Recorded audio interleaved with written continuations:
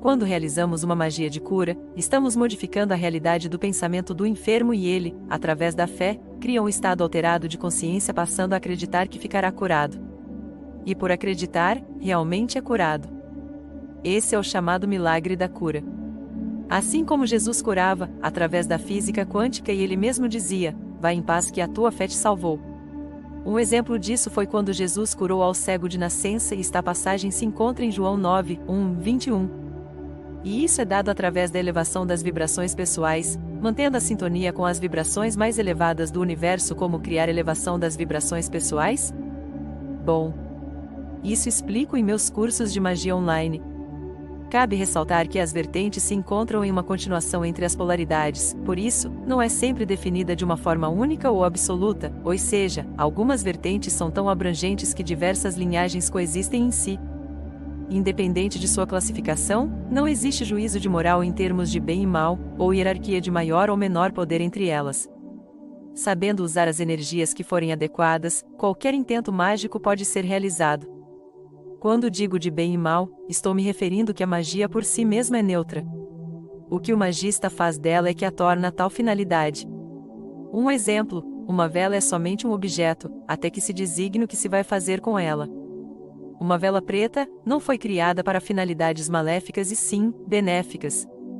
Mas se o magista a utiliza para fins escusos, o problema não está na vela e sim, na intenção que foi delegada a ela.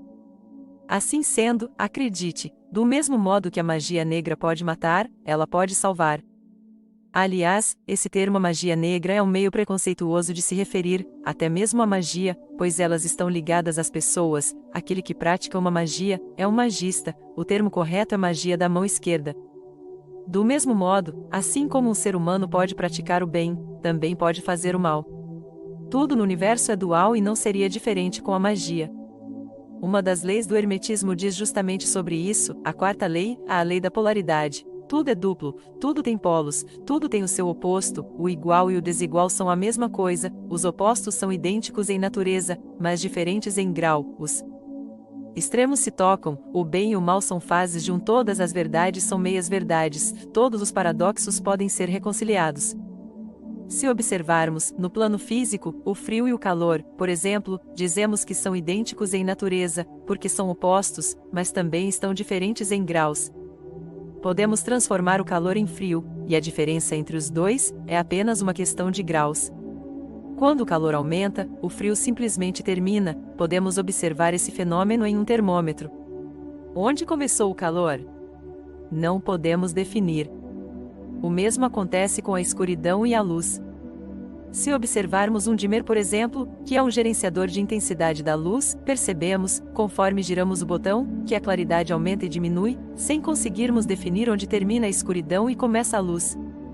O que nos mostra a diferença é apenas uma questão de graus. Não existe nada que seja totalmente bom ou totalmente ruim, tudo é relativo, em tudo existe o bom, o ruim, o bem, o mal. A diferença está apenas nos graus da escala. O amor e o ódio, por exemplo, são sentimentos da mesma natureza, no entanto, são opostos complementares. Há graus de amor e graus de ódio, não existe amor e ódio absolutos, ambos são apenas dois polos da mesma coisa. Há coragem e há medo, onde encontramos um sentimento, encontraremos seu oposto complementar. O símbolo Yin Yang representa muito bem isso. Ele é o princípio mais importante da filosofia tradicional chinesa, no qual estão representadas duas energias opostas, a escuridão e a claridade. Quando uma dessas forças atinge seu sentido máximo, naturalmente, surge outra com sentido contrário. Dito de outra maneira, o Yin Yang é o princípio das dualidades presentes na natureza, onde o positivo não vive sem o negativo e vice-versa. Ambos necessitam um do outro para existir. Para os chineses, o mundo é composto por essas forças opostas e achar o equilíbrio entre elas é essencial. Quanto mais Yin você possuir, menos Yang terá, e quanto mais Yang possuir, menos Yin você terá. Ou seja, para termos um corpo e mente saudável, é preciso encontrar o meio termo entre o Yin e Yang. Qual sua opinião? O bem e o mal são faces da mesma moeda ou não? Quer aprender mais sobre magia? Inclusive aprender a praticá-la para si e para ajudar a outras pessoas? Então, venha fazer o curso de magia online. Maiores informações com Elvira Bastos, maga e sacerdotisa na alta magia. WhatsApp 32 99 100 98 54. Se você estiver fora do Brasil, acrescente o mais 55 antes do 32.